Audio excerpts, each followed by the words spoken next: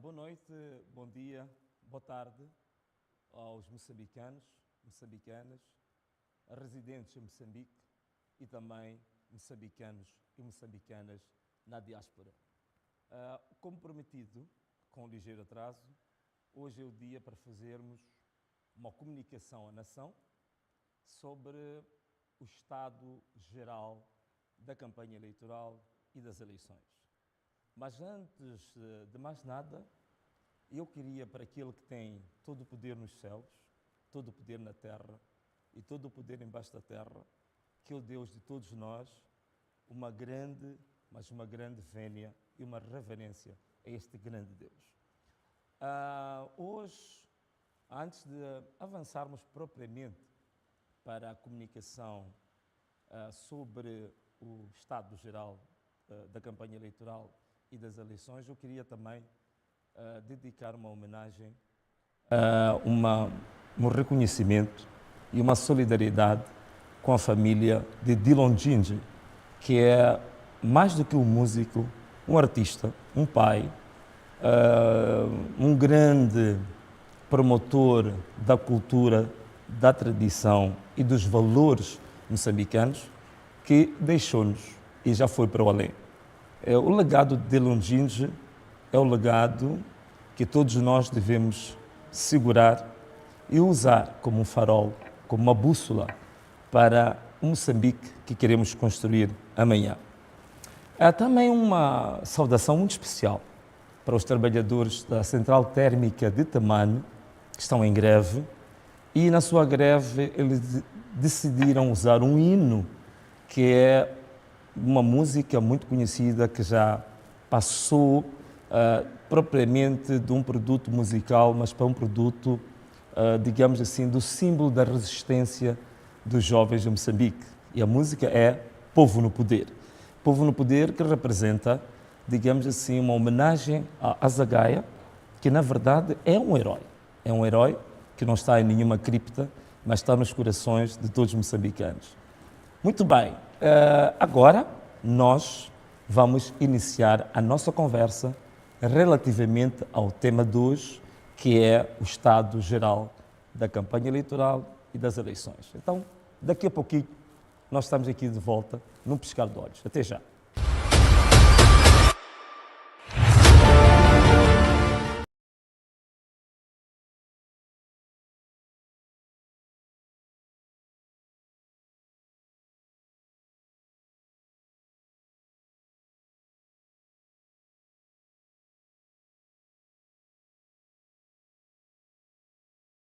À presidência da República nas eleições que terão o seu termo no dia 9 de outubro deste ano.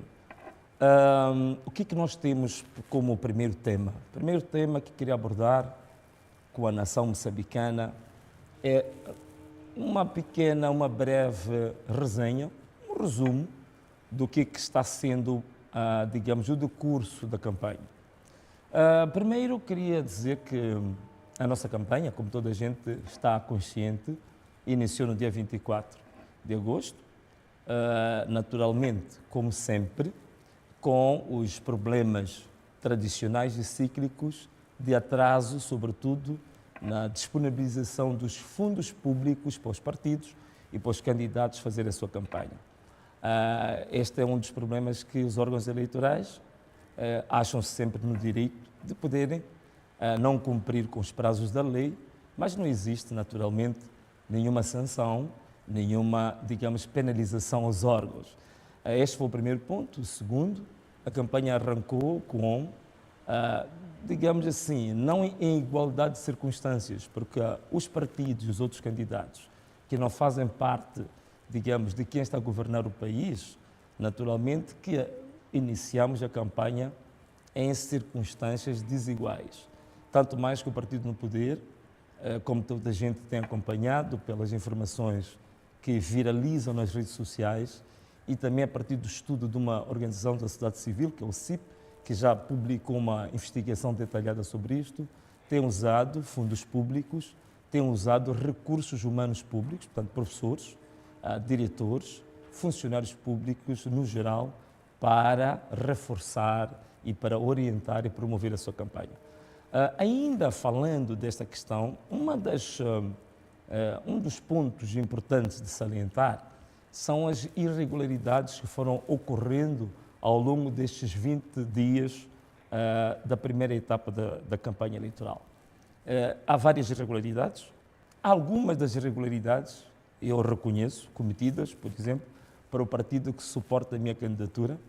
Neste momento, toda a gente está consciente, nós em Tete tivemos o caso de um jovem que foi detido, que aparece claramente a rasgar a bandeira do Partido Frelimo, que é um ilícito, que é uma irregularidade, que nós condenamos de forma veemente, mas este jovem foi preso, foi, digamos, ainda hoje, recebi a informação, foi julgado, foi condenado a 10 dias de prisão efetiva e ao pagamento de uma multa, penso que se não estiver errado, correspondente a cerca de 10 ou 20 salários mínimos. Bom, o que acontece? Este é um caso condenável e também tivemos um outro caso, que foi exatamente no distrito de Macanga, na província de Tete, que o mandatário foi detido, ficou preso durante uma semana.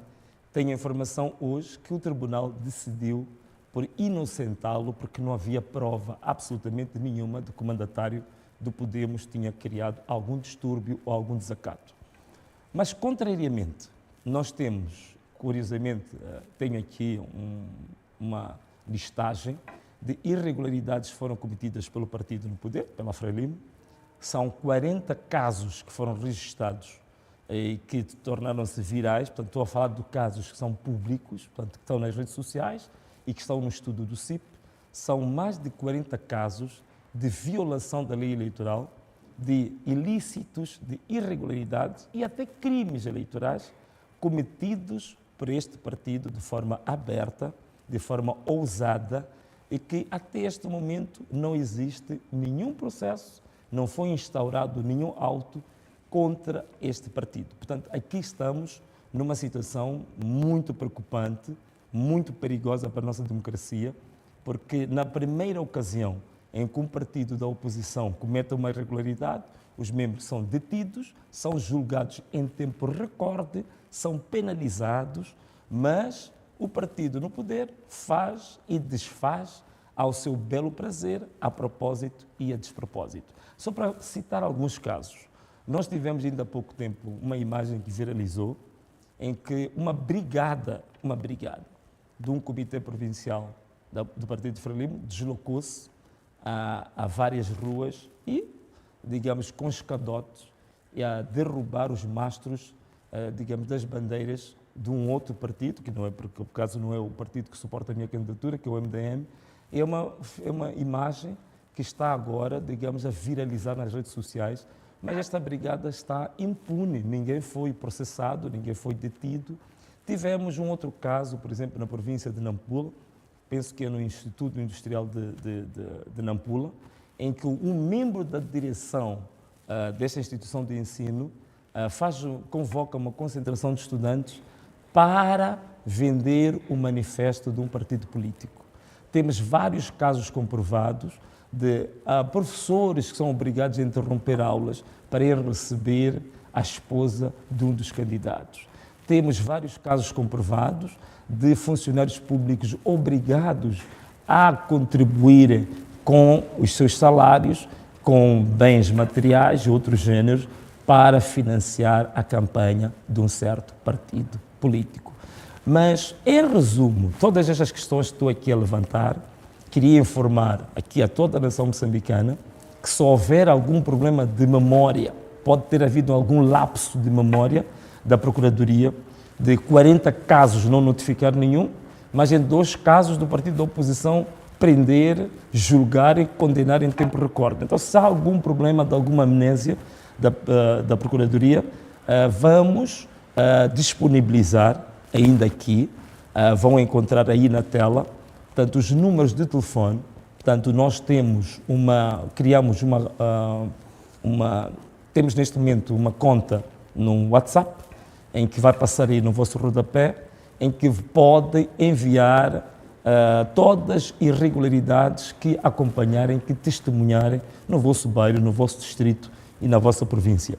Estas irregularidades que estão aqui indicadas no rodapé é exatamente para quê? Para que na segunda-feira nós queremos submeter uma denúncia à Procuradoria-Geral da República sobre os vários ilícitos, vários irregularidades e até crimes eleitorais que foram praticados, mas que a Procuradoria não notificou a esse partido. Então, para reavivar a memória, nós vamos submeter e depois vamos solicitar, vamos ficar à espera que a Procuradoria possa notificar ou dar-nos o ponto de situação dessa denúncia que vamos submeter.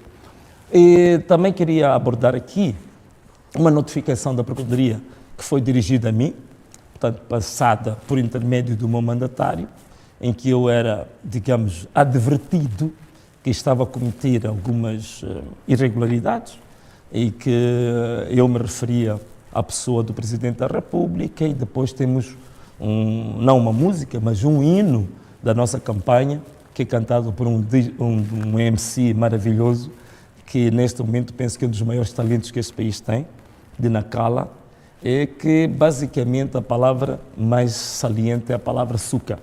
Eu não vou me alongar sobre isto, porque já vi muitos artigos, até de especialistas em antropologia, em linguística, em psicologia e outras questões, que falaram com muita propriedade sobre esta matéria, mas que ficou provado de que é uma notificação, digamos assim, sem nenhum fundamento, nem legal, nem moral, nem ético. Portanto, claramente está mais do que provado que esta notificação da Procuradoria é uma notificação tendenciosa, não é parcial e nem comprova que temos uma Procuradoria que baseia-se exclusivamente no cumprimento da lei e da Constituição. Portanto, isto está mais do que provado, não vou me alongar muito sobre isso, pelos casos que eu já indiquei aqui, muito mais graves do que estes que foi notificado, a Procuradoria não tugiu nem mugiu. A Procuradoria não notificou ninguém, a Procuradoria continuou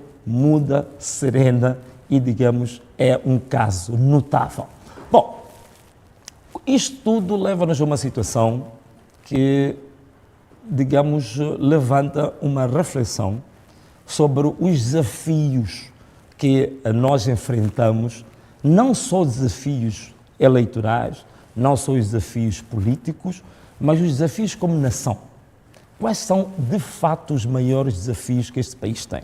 O primeiro, nós já vimos, esta questão que tem muito a ver com o sistema de justiça que nós temos. Quando falamos do sistema de justiça, estamos a falar da polícia, estamos a falar dos procuradores, juízes e todo o edifício que garanta a ordem, justiça, equidade, por aí fora. Já falamos sobre isso.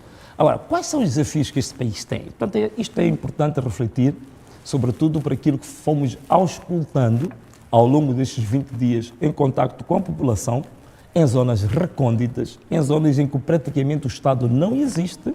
Nós temos regiões, como algumas localidades de Macanga, de Zóbua, em que praticamente não existe o Estado. O Estado não existe. As pessoas estão entregues à sua própria sorte. Há regiões deste país em que, por exemplo, em Macanga, que tem mais identidade com o Malau e com a Zâmbia do que propriamente com Moçambique. Portanto, o Estado não existe. Então, quais são os desafios? Quais são as grandes questões que nós ouvimos do povo, o choro do povo? O primeiro desafio que este país tem e que nós temos que refletir como fazer face a ele é o desafio chamado desafio demográfico. Portanto, o nosso país, a população está a aumentar ano após ano. Só para termos uma ideia, em 1975, quando alcançamos a independência, Moçambique tinha um pouco menos de 10 milhões de habitantes. Em 2024, hoje, segundo dados do Instituto Nacional de Estatística, Moçambique tem 33 milhões de habitantes. Significa que em 50 anos a população moçambicana triplicou, portanto passamos de 10 milhões para 33 milhões de habitantes. Mas as infraestruturas, digamos, sociais, como escolas, como hospitais, pontes, estradas e outras infraestruturas económicas, está mais do que claro que elas não evoluíram, tanto mais que Moçambique é um dos países com o menor índice de infraestruturas públicas da SADC. Portanto, isso é um dado que é sabido por todos. Então, como fazer face a este desafio demográfico, aumento populacional? Veja só, nós todos os anos, cerca de 400 mil jovens atingem a chamada idade economicamente ativa. O que é que isto quer dizer? São jovens que atingem a idade de iniciar um trabalho, começarem a trabalhar para sustentar a família. Portanto, são 400 mil jovens que vão ao desemprego todos os anos. E a população está a aumentar ano após ano. Como vamos fazer face a esta questão desta explosão demográfica, este crescimento populacional? Portanto, este é o primeiro ponto que eu queria levantar. Mas ainda dentro dos nossos desafios, temos ainda mais desafios. Outro desafio que nós temos, que é um desafio sério, tem muito a ver com o capital humano, quer dizer, a pessoa humana, isto é, o moçambicano. Qual é o investimento que nós temos que fazer ao moçambicano para nós dizermos que temos um país que vai garantir, ou que tem perspectivas de garantir o bem-estar e dignidade aos cidadãos? Primeiro, temos que ver, temos que traçar estratégias, temos que traçar políticas, temos que traçar ideias que garantam praticamente três coisas para dizermos que estamos a investir no ser humano, estamos a investir no cidadão moçambicano. Primeiro, o desafio da nutrição. Segundo, o desafio da saúde. O terceiro, o desafio da educação. Nutrição é um dos compromissos que nós temos no nosso manifesto, que está mais do que provado, que toda, digamos assim, toda a capacidade que um ser humano adulto tem, a personalidade de um ser humano, a formação, tudo isto depende de como é que a pessoa foi alimentada durante a infância. Portanto, é durante a infância, até os 6 anos de idade, onde o ser humano cria todas as condições de amanhã termos um adulto capaz ou incapaz, termos um adulto qualificado ou não qualificado. Portanto, o desafio da nutrição. Foi por isso mesmo que um dos compromissos assumidos no nosso manifesto é aquilo que chamamos nutrição infantil gratuita. Isto é, pode ser resumida, por exemplo, como a garantia do lanche escolar durante o ensino primário, no primeiro e segundo ciclo primário, que deve ser gratuito para garantirmos amanhã uma sociedade sã. O desafio da saúde, isto é básico, não há sociedade absolutamente nenhuma que possa se desenvolver sem a questão da saúde. Mas a saúde, nós identificamos o primeiro grande problema da saúde tem muito a ver com a máfia, com a corrupção, com a quadrilha que tomou conta, sobretudo, da questão do procurement na saúde, que condiciona os medicamentos, condiciona os hospitais, condiciona a capacidade do Estado de poder responder, porque a máfia está lá instalada. Então é preciso remover a máfia de lá. A educação. Bom, nós temos uma visão da educação que é uma educação voltada para quê? Uma educação voltada para a questão não só do saber fazer, mas do como fazer. O que isso quer dizer? Nós queremos uma educação que permita o estudante, ainda no ensino secundário, poder ir ao mercado com qualificações de, no mercado, poder oferecer serviços concretos à sociedade, ganhar dinheiro e poder ter prosperidade. É este tipo de educação que nós sonhamos para o futuro. Bom, outro desafio que nós temos é o desafio das mudanças climáticas. Portanto, nós, neste momento, sabemos que o país está a atravessar graves problemas. Um dos maiores, para não falar de todos, é o problema do desmatamento. Uma das maiores riquezas que este país tem são as florestas que o país, que Deus, de forma generosa, deu aos moçambicanos. Portanto, nós até por volta de 75, 70% a 80% do território moçambicano eram florestas, portanto, madeiras. E a gente sabe que, num estado ausente, a maior parte da população recorre às florestas para ter água, para ter alimentos, para ter medicamentos. E as florestas também são, digamos assim, fontes de práticas culturais, de tradições. Portanto, a floresta é um bem preciosíssimo para a nossa população. E hoje estamos a ter um desmatamento de cerca de 80% do território que eram florestas em 1975, já reduzimos mais de 40% hoje, com desmatamento terrível e criminoso. Toda a gente está recordado que ainda, quando começou a Operação Tronco, foram encontrados só no porto de Nacala Porto,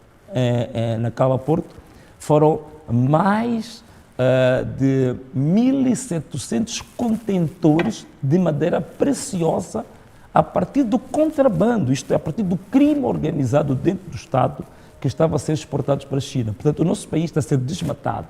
O nosso país, neste momento, está num potencial de entrar numa crise climática nos próximos tempos muito graves. Portanto, este é o desafio climático que nós temos.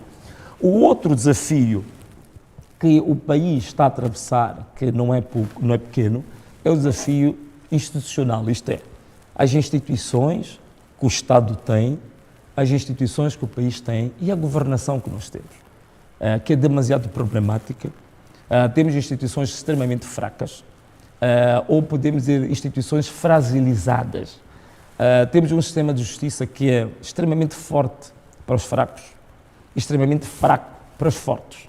É por isso que eu dei aqui o exemplo de 2 membros de partidos da oposição que cometeram uma ilegalidade, foram detidos, foram julgados em tempo recorde e condenados. E temos mais de 50 casos do partido que está no poder, não houve nenhuma condenação. Portanto, temos um sistema de justiça que está sendo fragilizado de forma propositada, de forma intencional, e temos também, por essa via, um sistema de governação que é demasiado deficiente. Este é o desafio que eu queria falar, do desafio da nossa instituição Estado, desafio da nossa instituição governativa. Outra questão, grande desafio também que nós temos, é o desafio da economia.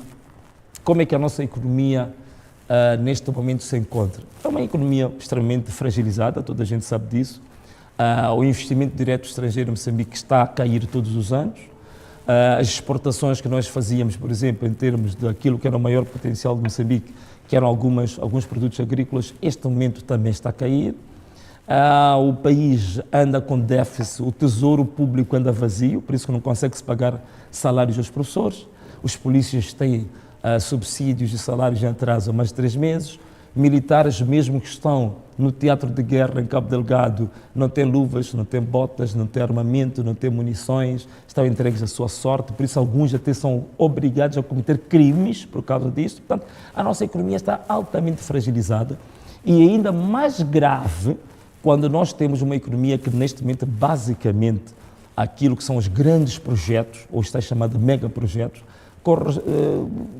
correspondem cerca de 70% a 80% do nosso produto interno bruto, quer dizer, é incrível. E depois estes megaprojetos também, neste momento, não pagam impostos.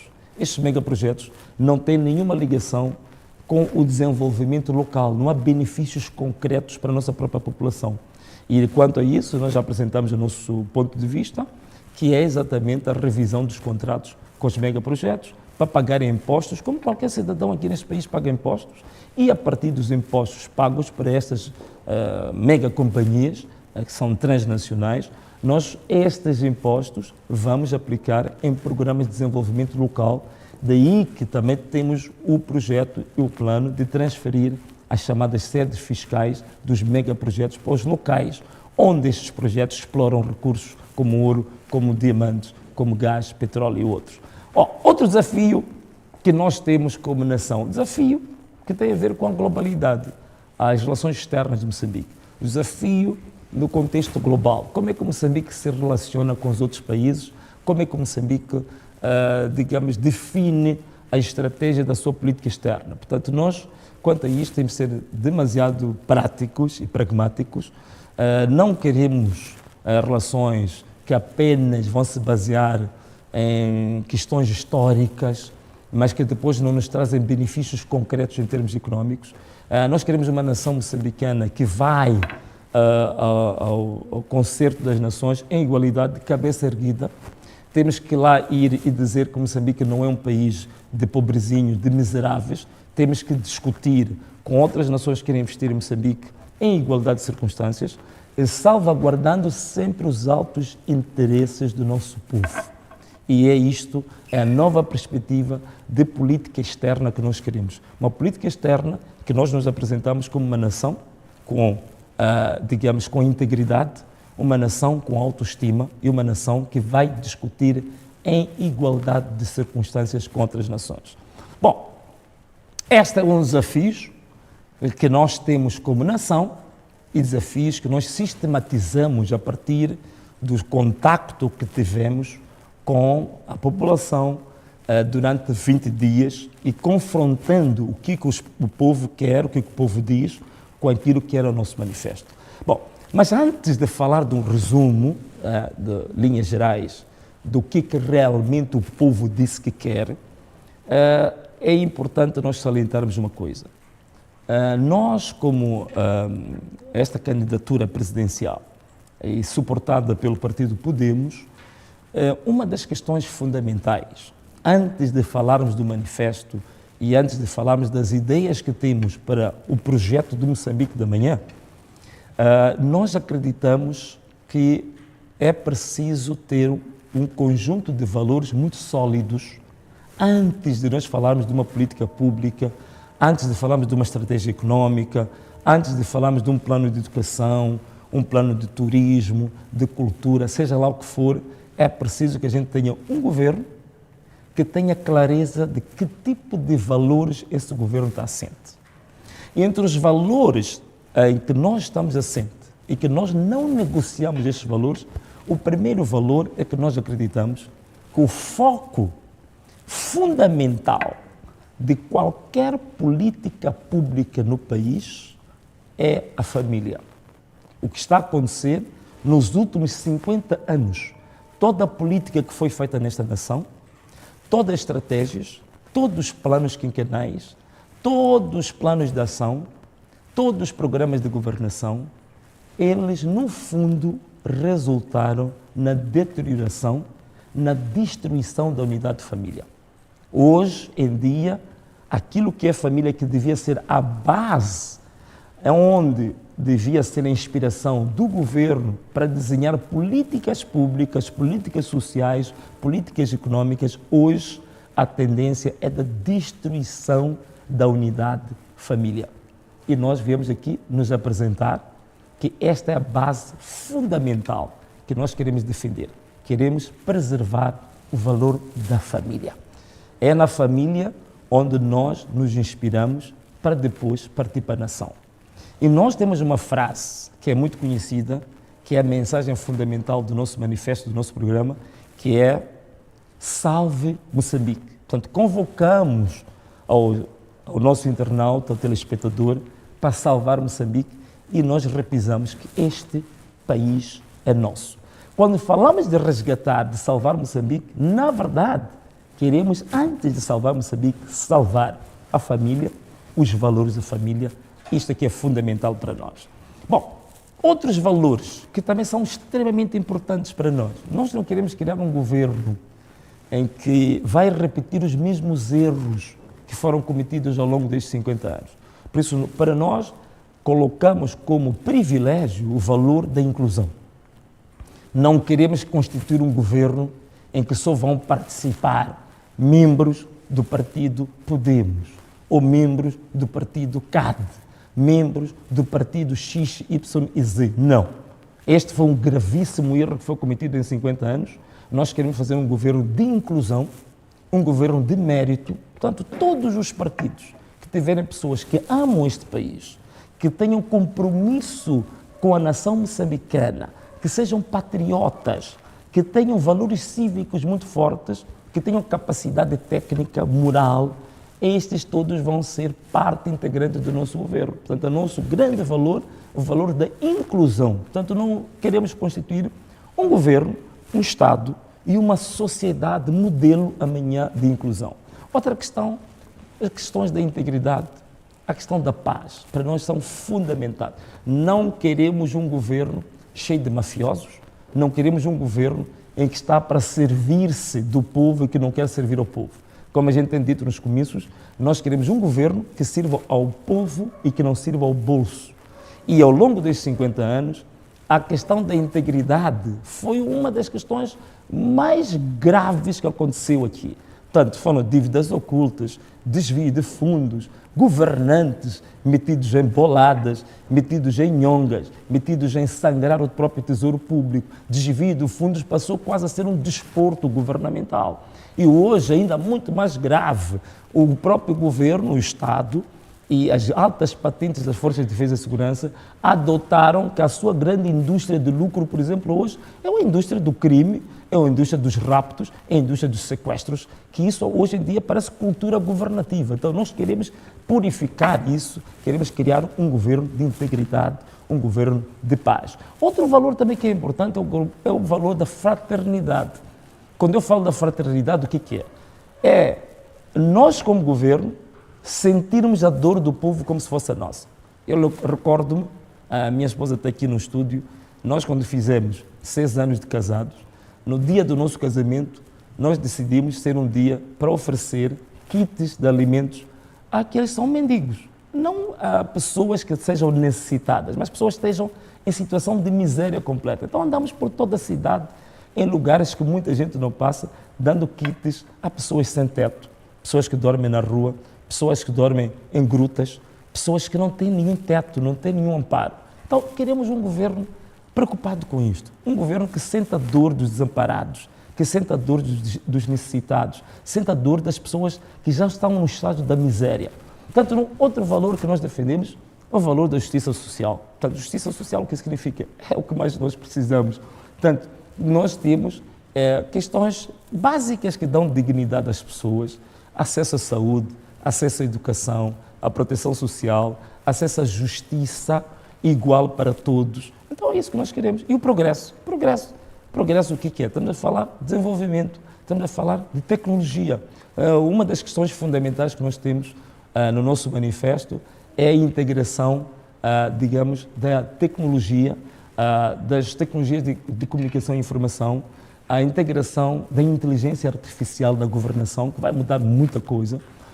Portanto, estas é que são alguns dos valores que nós queremos partilhar antes de falarmos do que é o nosso manifesto. Portanto, se temos um governo que não é assente em estes valores, tudo o que for dito sobre economia, sobre emprego, sobre educação, é totalmente frágil, porque é como se estivéssemos a lançar uma semente numa terra com pedras ou numa terra com espinhos. Então, a terra, para uma semente germinar, ela tem que ter uma terra preparada, uma terra adubada, uma terra que está apta para fazer a semente germinar. Então, nós entendemos que essa terra apta para a semente germinar é o conjunto de valores que nós tivemos aqui a falar, não me esquecendo de forma nenhuma que também temos alguns compromissos. Não queremos fazer campanhas, chegar ao fim da campanha sem assumir compromissos de honra. Há compromissos que nós queremos dizer ao povo que o que estamos a dizer aqui é o que nós vamos cumprir.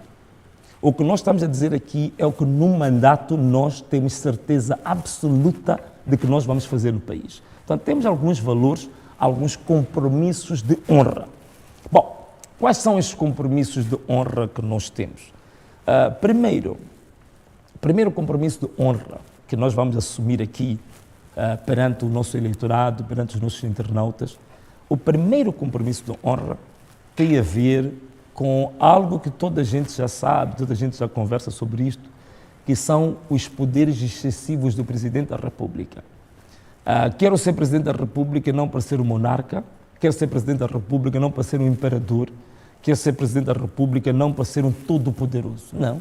Há muitos poderes que o Presidente da República tem hoje que são totalmente desnecessários, que por causa de serem poderes excessivos, levam o próprio Presidente a cometer excessos, levam o próprio Presidente a não ter nenhum contrabalanço, nenhum contrapeso. Então, muitos desses poderes devem ser devolvidos a outros órgãos de soberania.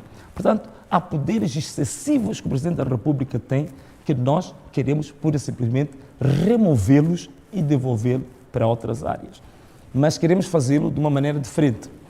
Estamos a trazer uma coisa, algo inovador, que é um referendo sobre os poderes excessivos do Presidente da República, que já estão identificados, toda a gente já fala disso, como poderes, por exemplo, para nomear titulares do órgão de soberania, como Tribunal Supremo, Tribunal Administrativo, Conselho Constitucional, Procurador-Geral da República, as Forças Armadas, Comandante-Geral da Polícia, universidades. Portanto, estes poderes todos podem ser devolvidos para outros órgãos de soberania. O Presidente não precisa acumular tudo isso para ser um bom Presidente. Pelo contrário, A tendência de ser um mau presidente por ter excesso de poderes é muito grande. Então, este é um dos compromissos de honra que nós queremos assumir, referendar poderes excessivos que o presidente tem. Naturalmente, para fazer um referendo, vamos ter que ter uma lei do referendo. Outro compromisso de honra, aquilo que a gente não vai negociar e vamos cumprir, é a despartidarização do Estado. Portanto, o nosso Estado está altamente partidarizado. Há um partido que parece que o estatuto desse partido se sobrepõe à própria Constituição da República. É por isso que um dos candidatos, ainda há pouco tempo, fez um discurso que está sendo muito contestado, que dizia que tudo o que o país tem é de um certo partido. Os hospitais são de um partido, as estradas são de um partido, tudo o que tem neste país são de um certo partido. Bom, deve ser por isso que o país agora também está de tangas. Deve ser por isso que o país hoje está na completa miséria. O país hoje está com um destino desastroso, exatamente porque a visão que se teve ao longo de 50 anos é que o país pertence a um partido, que o Estado é dominado por um partido, que o governo é dominado por um partido. Então, nós temos que acabar com isso. Nós queremos despartidarizar o Estado funcionar de forma normal, o Estado funcionar com base na lei, o Estado funcionar com base no mérito, o Estado funcionar de acordo com a Constituição. É por isso que nós queremos, por exemplo, a composição do Conselho Constitucional vai deixar de ser partidária, tem que ser a partir da competência, a partir da ética, moral e do serviço prestado pelos juízes à nação moçambicana e não com base nos partidos. Vamos tirar os partidos do Conselho Constitucional, é preciso tirar os partidos da Comissão Nacional de Eleições, por exemplo, formarmos uma comissão eleitoral independente, não composta por partidos, do mesmo jeito que também queremos eliminar um conjunto de cargos chamados os tais cargos, digamos assim, redundantes, cargos desnecessários que só gastam o erário público, como eliminar os vice-ministros, não precisamos de vice-ministros, queremos eliminar os secretários de Estado, queremos eliminar os secretários permanentes nos ministérios, também é tudo gasto de dinheiro, não fazem absolutamente nada, são cargos totalmente inúteis para o país. Queremos eliminar muitos institutos, que são institutos que só gastam dinheiro do Estado, têm muitas honrarias, muitas regalias desnecessárias e que não contribuem nada para o Estado. Um dos institutos que eu já falei e volto a falar é o IGEP, que gera as participações do Estado. Totalmente desnecessário ter o IGEP, porque o IGEP só gera falência do Estado. O IGEP só gera má gestão do Estado. O IGEP só gera gestão danosa das participações do Estado. Então, podia ser um departamento do Ministério das Finanças, não precisávamos daquele instituto. Como aquele, há tantos outros institutos desnecessários que só gastam dinheiro público e, pura e simplesmente, vão criar um Estado ineficiente que funciona de forma, digamos assim, deficiente, que funciona de forma, digamos assim, como um calhambeque, para não dizer uma geringonça, no termo que é usado em Portugal. Portanto, este é um dos compromissos que nós temos em termos da despartidarização do Estado. O outro compromisso que nós assumimos com o povo moçambicano é o compromisso daquilo que nós chamaríamos da chamada descentralização fiscal, que em termos simples, o que é? Em termos simples, significa que nós queremos rever a política fiscal de Moçambique por formas em que todas as províncias, todos os distritos onde existem projetos que geram rendimento, que geram lucro, nós queremos que a maior parte desses impostos seja aplicado na própria província, no próprio distrito, para planos de desenvolvimento local e que não sejam canalizados para o Tesouro Público como é feito hoje. E também queremos que essas empresas todas, que essas multinacionais, essas empresas da indústria extrativa, transfiram as suas sedes fiscais para estes distritos, para essas províncias, porque só assim é que nós teremos o desenvolvimento dos distritos no futuro, o desenvolvimento das províncias no futuro, e não essas assimetrias que nós temos hoje, em que Maputo até parece um outro país. Quando vamos às províncias, é miséria completa, não há desenvolvimento, é tudo atrasado, é tudo realmente muito triste. Então, esta mudança da política fiscal, pensamos nós que em 5 anos, 10 anos, é possível nós termos um Moçambique totalmente diferente de hoje, que vai ser realmente um Moçambique agradável para os moçambicanos e também, por que não, para o mundo. Outro compromisso que nós queremos assumir, o compromisso de honra, é o compromisso que tem a ver com o direito fundamental.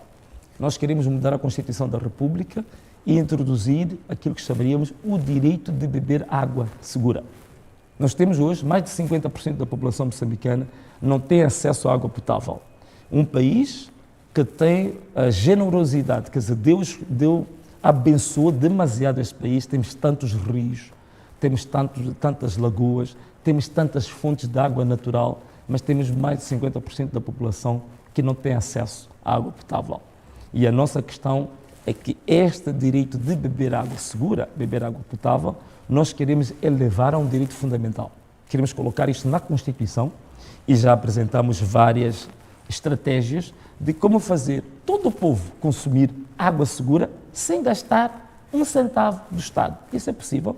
E uma das questões, posso adiantar agora, já explicamos isso várias vezes, mas vou dizer agora, é, de forma administrativa, colocarmos a obrigatoriedade de todas as instituições públicas e instituições privadas de colocarem fontes de água gratuita nos locais onde eles estejam inseridos. Por exemplo, os bancos. Todos os bancos têm que ter fonte de água gratuita, tanto para os clientes como para a população ou no bairro, no distrito onde o banco esteja. As empresas de serviços, as empresas industriais, as famílias, até as famílias privadas também serão obrigadas, as famílias que tenham capacidade financeira superior, a sempre deixar uma fonte de água segura para os seus vizinhos, para aqueles que sejam desfavorecidos. Portanto, passar a ser o consumo de água, passar a ser um direito natural e não ser um luxo, como hoje beber água potável é um luxo. Isso é possível com compromisso e da forma mais simples. Algumas pessoas costumam levantar a questão de onde é que vai arranjar dinheiro para isso. É simples. Do mesmo jeito, com medidas administrativas, na época da Covid, administrativamente se obrigou a todo mundo a ter desinfetantes, a lavar as mãos. Todas as instituições privadas, famílias, tinham tudo isso. É possível também todas as famílias, empresas privadas e públicas também disponibilizar água segura para aquele que não pode. Isso é possível. Portanto, este é o compromisso que nós assumimos publicamente aqui com o povo moçambicano e que temos certeza que vamos cumprir.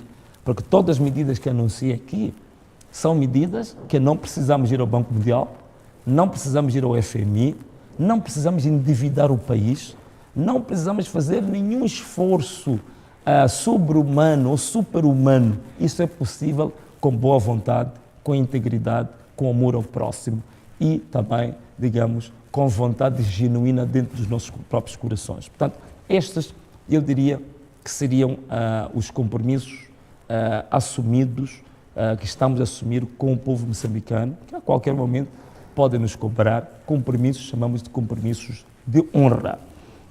Bom, vamos passar para um outro capítulo que eu acho que seria extremamente interessante, que é a pergunta que eu tinha colocado, o que é que nós aprendemos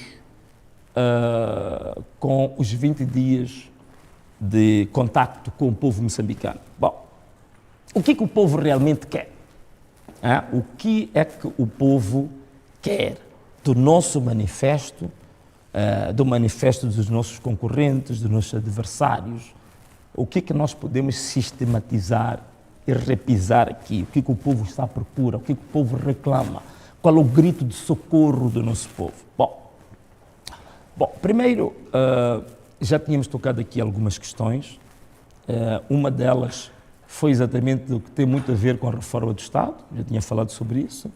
Portanto, o povo quer um governo, quer um Estado que sirva o povo e que não sirva o bolso, quer um Estado, quer um governo que sirva ao interesse público e não a um partido, que não sirva a uma família, que não sirva a um grupo. Portanto, queremos um Estado normal, democrático, e aquilo que podemos dizer, um Estado verdadeiramente republicano, que funcione normalmente. Um Estado que funciona sem cunhas, um Estado que funcione sem precisar de cartão partidário de um certo partido. Isto é um dos clamores, um dos gritos de socorro que nós encontramos praticamente, tanto nas zonas urbanas como nas zonas rurais, encontramos entre as pessoas ricas, entre as pessoas pobres, entre a classe média, todas as classes, incluindo até pessoas que estão no partido, no poder e que estão no governo do dia, também têm este sentimento que me parece é um denominador comum, que nós queremos um Estado que funcione normalmente e que a lei para o forte seja a mesma lei para o fraco. A lei para X seja a mesma lei aplicada para Z. Outra coisa que o povo quer. O que é que o povo quer? O nosso povo quer condições básicas. O nosso povo quer saúde. Já indicamos aqui algumas medidas que a médio e longo prazo vão melhorar muito a questão da saúde. O povo quer educação. E mais do que isso, uma das questões fundamentais que eu queria aqui partilhar é que nós não temos um povo que esteja interessado a estar todo momento com a mão estendida a pedir. Nós temos um povo inteligente, nós temos um povo trabalhador, nós temos um povo com energia, nós temos um povo com inovação. A única coisa que esse povo quer é que haja espaços, haja condições criadas para a sua inovação poder florescer. Temos muitos jovens criativos. Ainda há pouco tempo estive a ver um caso de um jovem que criou um sistema de produção de energia para o seu bairro. E ele dizia que a única coisa que ele queria eram condições para produzir energia até para o seu distrito. E quem sabe, a médio prazo, produzir energia para toda a nação moçambicana. Então é isto que nós temos que nos apostar. Nosso povo é inteligente, é trabalhador, precisa de oportunidades. E é por isso mesmo que uma das questões fundamentais do nosso governo é linhas de financiamento para a iniciativa juvenil, para a inovação juvenil, para as empresas, para projetos de jovens que querem crescer, querem investir, mas que eles não têm fundos, que não podem ir aos bancos, porque os bancos têm taxas de juros muito elevadas. Então, nós vamos criar fundos a partir desta questão que tínhamos falado da revisão da política fiscal, em que vamos passar a ter mais impostos das empresas que estão a explorar os nossos recursos. São exatamente estes recursos que nós vamos usar, estes impostos vamos usar para financiar iniciativas criativas dos nossos jovens, porque não queremos ficar toda a nossa eternidade com um povo que todos os anos só faz planos, projetos, para ir à comunidade internacional pedir ajuda para comer, pedir ajuda para a educação, pedir ajuda para a saúde, pedir ajuda para fazer pontes, pedir ajuda para fazer estradas, pedir ajuda para tudo. Não, nós não queremos isso. Queremos inverter a pirâmide, nós não precisamos estar de mãos estendidas, temos capacidade, com os recursos que temos, com a inteligência que temos, com a força que temos, este país vir a fazer, com a sua própria energia, tudo aquilo que quiser para crescer, para termos uma nação próspera. Como eu tenho dito, nós podemos, com todas as medidas aqui anunciadas, com boa fé, com valores, com clareza dos desafios, com boa vontade, nós podemos passar de um país que está há mais de 30 anos entre os 3 mais pobres do mundo para as 50, 70 nações mais prósperas do mundo. Isso é possível. Não é nenhum sonho, não é loucura, porque nós tivemos aqui vários países. Ainda há pouco tempo a Coreia do Sul, há 60, 70 anos, era um país como Moçambique. Em 70 anos, com políticas acertadas, hoje faz parte do G20. Nós tivemos a própria China hoje, que é o país com a economia mais vibrante do mundo. Há 70, 80, 90 anos atrás, a China era um país rural, atrasado. Políticas acertadas levaram a China hoje a ser uma das nações mais prósperas, se não a mais próspera do mundo. Então é possível, com os recursos que nós temos. Nós agora temos um dos maiores potenciais do mundo de carvão mineral, um dos maiores potenciais do mundo de gás, um dos maiores potenciais do mundo de petróleo, um dos maiores potenciais do mundo de rubis, um dos maiores potenciais do mundo de madeiras preciosas, um dos maiores potenciais do mundo de pesca, um dos maiores potenciais do mundo de diamantes, de ouro, de grafite, de areias pesadas. Portanto, as riquezas deste país são inúmeras, não terminam. São definidos hoje no mundo, dizem que existem 15 metais raros, altamente preciosos. Dos 15 metais mais raros do mundo, Moçambique está entre os 10 países que têm 9 metais dos 15, dos mais preciosos do mundo. Portanto, é um país maravilhoso. O que Moçambique tem como potencial, eu tenho certeza, com uma boa gestão, nós podemos, em 10 anos, 15 anos, estarmos entre os 50 países mais ricos do mundo. Isso é possível. O que nós precisamos é políticas claras, um governo íntegro, um governo comprometido que ama a sua terra, um governo que está disponível até a perder a vida a defender o seu próprio país. Portanto, é isto que nós queremos. É isto que nós queremos no futuro. Portanto, estas é que são as questões que eu posso dizer que é a minha fé, que é a minha crença, que acredito que também é a sua crença, você que está aí em casa, internauta, a ver esta live de hoje. Tudo isto, como é que nós terminamos? Terminamos com uma frase, uma mensagem simples. A nossa mensagem fundamental é que este país é nosso. E depois a gente diz que salve Moçambique. Por quê? Este país é nosso, tudo quanto falei das riquezas, das potencialidades, das coisas maravilhosas que Deus abençoa este Moçambique, pertence ao Venâncio, pertence a você que está a assistir neste momento, pertence aos teus filhos, pertence aos teus netos e bisnetos. Não pertence a um grupinho de pessoas que num momento histórico fizeram um bom serviço para todos, mas que no atual momento histórico são a razão principal da destruição do país. Então, o país pertence a todos nós. Tudo quanto este país tem é de cada um dos moçambicanos. Portanto, a gente repisa que este país é nosso. Mas para que isto seja verdadeiro, você tem que se levantar do seu sofá, você tem que sair da zona da acomodação, da zona de conforto, e todos nós, de mãos juntas, salvarmos Moçambique. É por isso que eu termino dizendo, salve Moçambique. É tudo por hoje. Muito obrigado pela audiência. Um forte abraço para todos e até sempre. Este país é nosso. Salve Moçambique. Obrigado. Governação Morgane, por Deus. Salve Moçambique!